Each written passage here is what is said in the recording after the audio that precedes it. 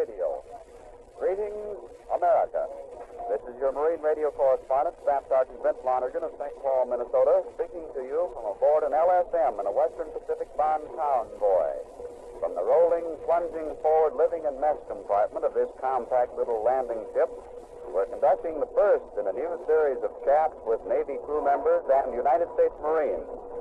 The leathernecks are attached to a tank unit of the 5th Marine Division, part of which this particular LSM is transporting, all headed for a dangerous but highly strategic target in the volcano islands, Jap-held Iwo Jima, approximately 750 miles from the enemy mainland.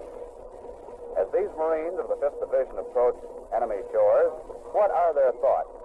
About the family back home, their wives or sweethearts? Or is it their daily job, and nightly one, too, which comes first? Our guess is the latter, because only in leisure moments do thoughts of home creep in. And those moments are few and far between, because they've learned the hard way that there's a war. Yes, a Pacific war going on. Gathered around this correspondent's portable field recorder, there's a large number of Marines and sailors who've knocked off from their routine duties just long enough to find out what the hell's going on around this strange gizmo. So let's show them. Now, here's a lad near my elbow who may be induced to converse with it if his voice can be heard, along with mine, above the speaker of the ship. The general quarters drill is just going on. Caught us while we turned this recorder on, and we're going to have a little competition, but we may be able to do all right. And our Marine here is, what is your name, please? Sherman A. Hill. Sherman A. Hill from where? Chester, Montana. Chester, Montana. And where is Chester near, Sherman? Northwestern part of Montana. It's about 150 miles from Clifton Forest.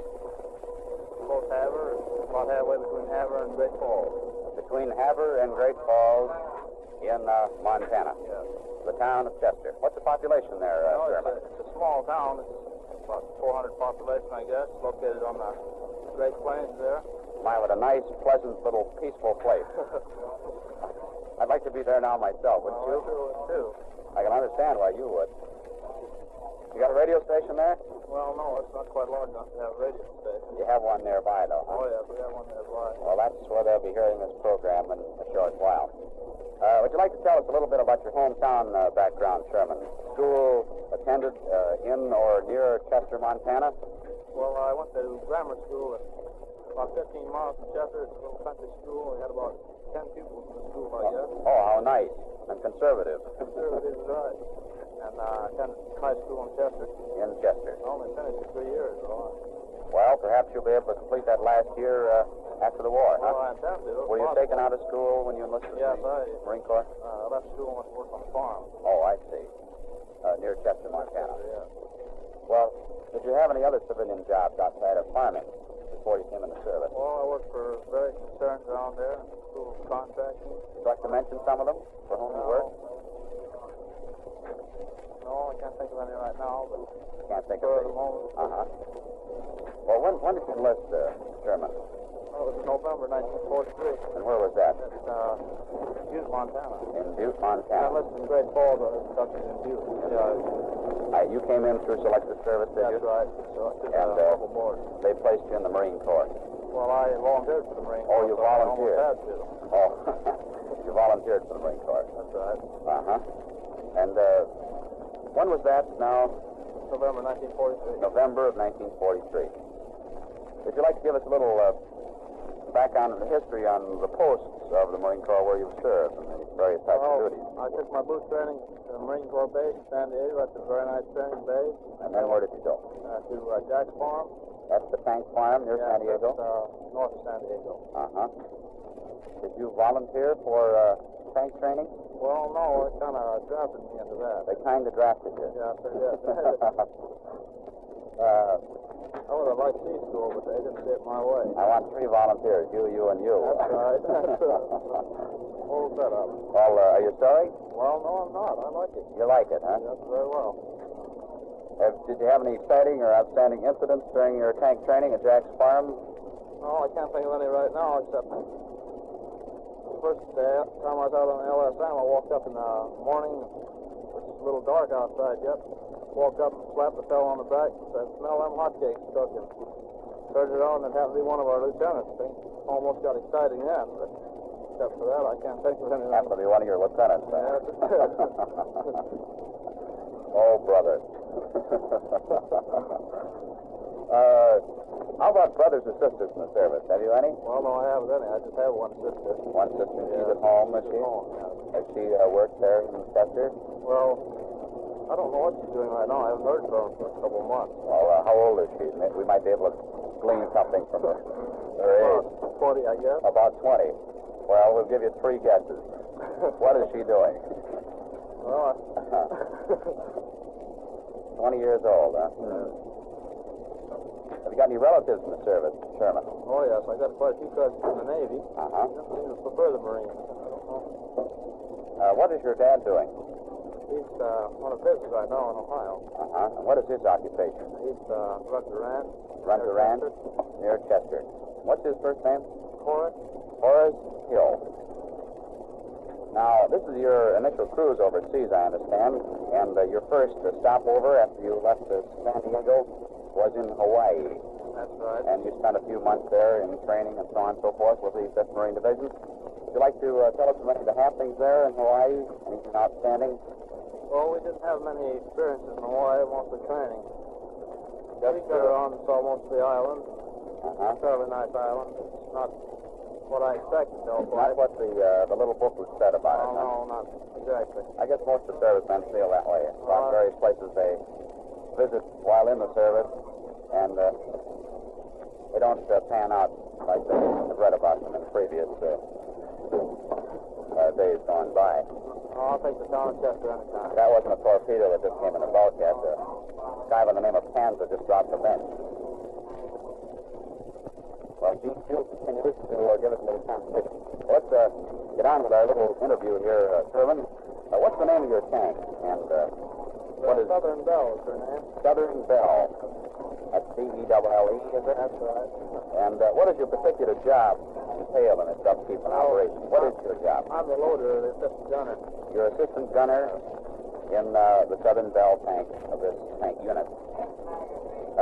Do you do anything else besides that, or does that keep you pretty busy? Oh, that keeps me pretty busy. That seven probably gets mighty hungry sometimes. Keep it going. Well, how did you happen to choose this particular branch of the service? That is the Marine Corps, in addition to, or in preference to other branches? Well, I don't know just exactly, but it seems like the Marines are always out a little bit ahead, so. Well, it couldn't be because of similar type job in mechanics and civilian life that you thought the Marine Corps had a little more to offer along that line? Well, it's a little that too, but. Uh-huh. But you figured the Marine Corps was up and doing first in most everything, especially in battle? Seem to be out a little bit ahead of all the others, so. And what do you think of them now? Well, I still like them. They're still out in front. That's right. I understand that you have a radioman, a gunner, assistant driver, a driver, and a commander in your tank. That's, you have 5 men in there. Yeah. Isn't it kind of crowded? Well, it is. It's pretty compact and well arranged in there. There's many more crowded than this little ship, huh? Well, no. Well, Sherman, although this isn't a new experience to you tankmen traveling by a landing ship mechanized, we know that you came over from San Diego to Hawaii in one. How is this second time aboard an LSM affecting you? Suffering from any seasickness? No, not yet. You're packing away 3 squares a day, huh? Oh, yeah. I counted on to do that. Well, what is your daily routine while en route to the target area? Well, just a little policing up between the guns. Maintain our equipment. Cleaning your compartments, cleaning your gear, your equipment, That's right. your weapons. How about briefing? You're getting a little briefing, too, on the approaching target. We get a little of that every day. Or rather, the target we're approaching. How about religious services or thoughts while aboard this ship? Think that perhaps the approaching danger has brought you closer to God? Well, I in the believe way? it has. You're inclined to be a little more sober and serious in your way of acting and thinking. Well, it starts to smell the pain a little bit when I get close. And then after these thoughts are inculcated in your minds and hearts, why then you'll go over and convert the Navy crew members. Huh? Well, at least try to. Act as missionaries. Okay, you sailors. You got any post-war plans for civilian life, Sherman? Well, no, I haven't got that far yet. Maybe you'll go back to ranching or farming for a while? Yes, I think I'll wait till after things over and then have a look it over. Like the old saying or song after the last World War was, how are we going to keep them down on the farm after they've seen Paris? That's right. Well, after you've seen all this stuff, you'll probably be glad to go back to the farm. Well, I think so myself. Got a special message for the home folks. Your mother, dad, back there in Chester, Montana. Well, about all the only thing I know to say is to take life easy and enjoy yourselves. Well, they would like to hear about you. You're looking pretty good to me. Oh, I feel fine. You look in the best of health, think of condition, and I hope you stay that way. I'm sure that you will. Well, thanks. There's a beaming, broad smile, confident smile on the face of Sherman Hill here, and also on the faces of his companions. And I think with their cooperation and their confidence, why, you'll all come through okay. And thank you very much, Sherman Hill, for this little chat with us. You've been listening to a Marine of the United States Naval Service calling homeward via radio transcription. In this, the first in the new series of chats between Marines, sailors, and Marine radio correspondents for the benefit of Radio America. And just now, you've heard the voice of Sherman A. Hill of Box 294, Chester, Montana. From aboard an LSM in a Western Pacific-bound convoy headed for one of the last enemy-held strongholds in the Western Pacific, the island of Iwo Jima, near the front door of the Japanese mainland. Stay tuned to your local station for other Marines and sailors who will be sending home the word from combat areas in the Pacific. And now this is Marine Radio Correspondent Staff Sergeant Vince Lonergan of St. Paul, Minnesota, speaking for myself and Marine Radio Correspondent Tech Sergeant Art King of Boston, Massachusetts, who assisted during this transcribed release, and for the Radio Section, Division of Public Relations, United States Marine Corps. We return you now to the United States of America.